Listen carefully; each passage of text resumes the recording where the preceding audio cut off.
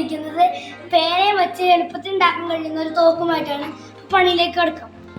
അപ്പൊ ആദ്യമായിട്ട് വേണ്ടത് നമുക്ക് മറ്റേ മഷിയില്ലാത്തൊരു പേനയാണ്.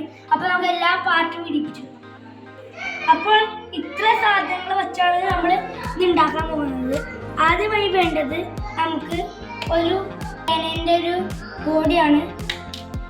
അതിൻ്റെ മുകളിലേക്ക് നമുക്ക് താത്തി അതിൻ്റെ മൂടി ഇങ്ങനെ ടേപ്പും വെച്ചൊട്ടിച്ചു.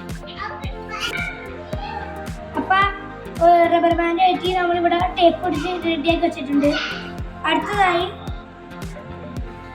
പിന്നാണ് നമുക്ക് വേണ്ടത്. പിന്നാണ് വേണ്ടത്. അപ്പോൾ പിന്നിത് ഊരെടുത്തിട്ട് റബ്ബർ ബാൻഡിനെ പിന്നിൻ്റെ ഈ സ്ഥലത്തേക്ക് നല്ലോണം ഊറ്റി കയറ്റി എന്നിട്ട് ഇതിലോട്ട് ഇങ്ങനെ കയറ്റി വെച്ചാൽ ഇട്ടിട്ട് ഇതിൻ്റെ മുകളിൽ കൂടെ ഒരു ടൈഫിനർ ഇട്ടുണ്ട്.